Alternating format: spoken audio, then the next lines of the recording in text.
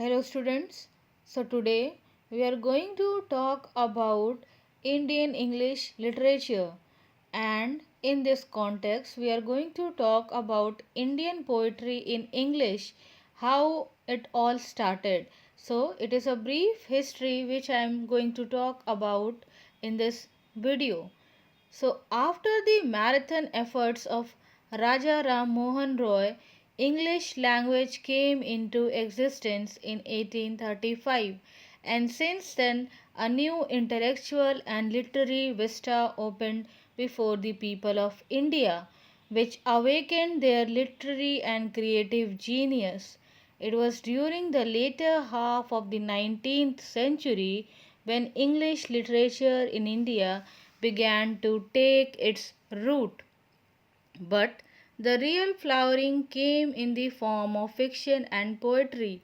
In the field of poetry, poets like Derozio, Torudutt, Rabindranath Tagore, Sri Aurobindo, Swami Vivekanand, and Sarojini Naidu dived deep into the rich heritage of India and took out the gems of eternal values with the help of their special aesthetic and the poetic creativity. But if we talk about the Indian writings in English, particularly poetry, there have been different phases through which the poetry has developed.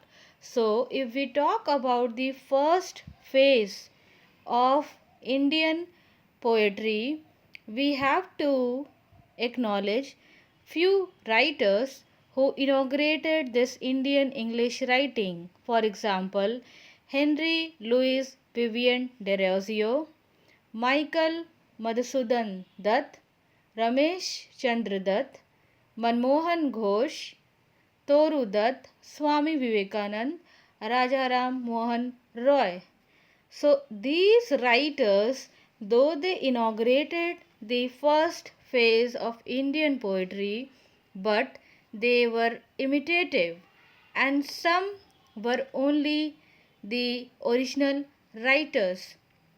And if we talk about the themes on which these poets they wrote, it is also not addressing the Indian sensibility.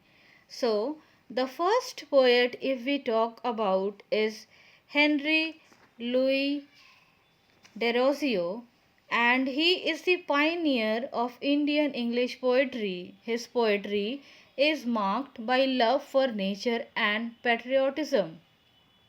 The next in the series is Kashi Prasad Ghosh, who authored the Shades or Minstrels and other poems in 1830. Ghosh verse is a whispering gallery of echoes from Romantic and the Neoclassical poets.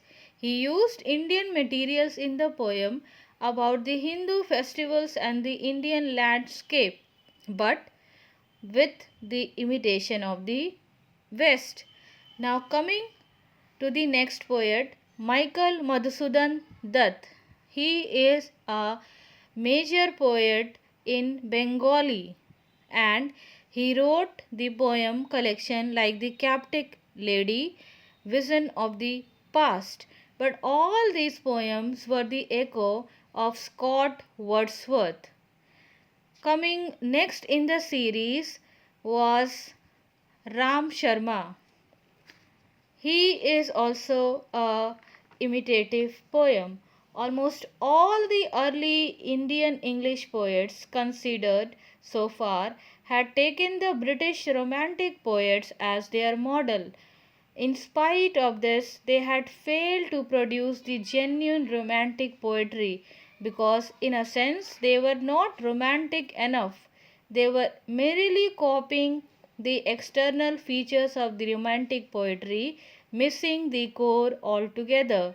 It was with Toru Dutt 1856 to 1877 that Indian English poetry really graduated from imitation to authenticity. Toru Dutt learnt English at an early age, and though a convert to Christianity, she continued to be keenly interested in Hindu mythology.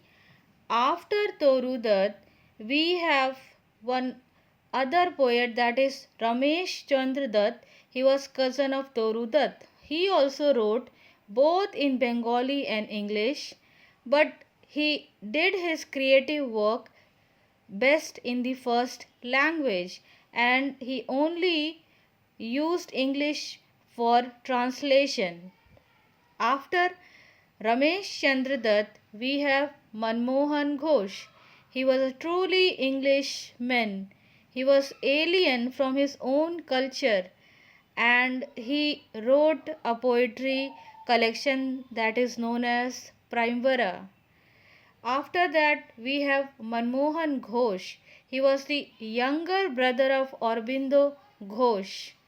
He was also a poetry writer, but not so authentic in his poetry.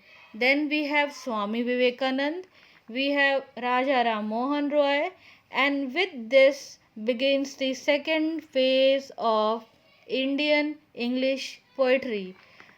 The second phase can be traced from the period of 1820 to 1900, the 19th century, and it is also known as the Indian Renaissance period.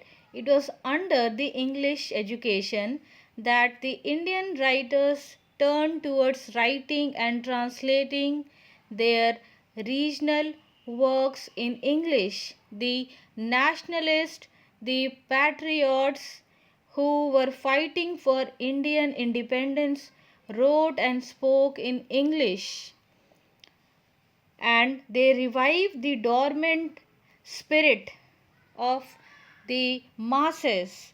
So we find that in this second phase we have the poets who are nationalists and they are patriots and they are great teachers and preachers. For example, in this series we have Rabindranath Tagore. He was an active educationist, teacher, thinker, artist, social reformer. We have Sarojini Naidu. She was the daughter of a famous scientist, and her poetry pervades Indian atmosphere. She sings of the corn grinders, the palanquin bearers, the wandering singers and beggars, of love, music, and solitude. She glorifies nature. Her love poem expresses the longing of the lover and the beloved. After Sarojini Naidu, we have Sri Aurobindo. He was a great yogi and a revolutionary, versatile genius, and his poetry we know are all divine in spirit. They are the spiritual quest. His work, The Life Divine, The Future Poetry, Savitri. Then we have Haridranthnath Chattopadhyay. He was the brother of Sarojini Naidu. So, if we talk about the second phase, most of the poet they come in the second phase. Coming to the third phase, that is the new Indian poetry, began after independence. World War II influenced the literature in the West and also the literature of India. These poets who inaugurated the new Indian poetry began with the attainment of independence in 1947. The new poets got rid of the stigma of writing under English influence and of imitating English poets. The new poetry is remarkable for experimentation and the vivid presentation of the contemporary reality and situation. The traumatic political situations which resulted in the partition of the country, the disintegration of village community, the problem of cultural identity and the noticeable change in the social, cultural, economic, and political values attracted the attention of the writers and the poets during this period. The World War II anticipates the modern poetry. The harsh realities of the war, the political and the economic uncertainties of the 30s and the 40s created a note of protest against the existing order all over the world. The poets were disillusioned and turned away from romance to satire, from idealism to cynicism. The new poets talked about the cosmopolitan culture. They confronted a new view of human destiny. The new poets discarded the influence of the Romantics, Victorians, and preferred T.S. Eliot, Ezra Pound, W.B. Yeats, Hopkins, and others. P. Lal, he made a historic introduction to the anthology of the modern Indo-Anglian poetry 1959 and published by the Writers' Workshop, Calcutta. These poets preferred originality and experimentation in the word craft. The poets who come in this series are Nisim Ezekiel, A.K. Ramanujan, R. Parthasarathy, K.N. Daruwala, Jayant Mahapatra, O.P. Bhatnagar, Kamla Das, Monica Verma, Gauri Deshpande.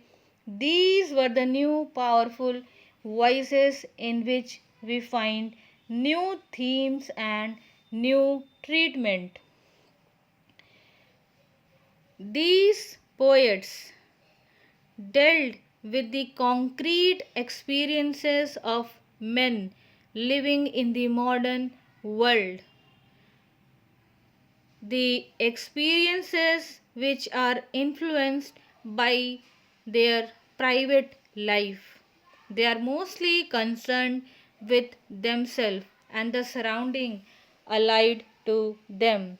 Their poetry record the artist's own life history and his struggle against himself. Apart from the poetry, the Indian writers continuously wrote fiction as well, and some of the prominent names are Raja Rao, Mulk Raj Anand, and R.K. Narayan.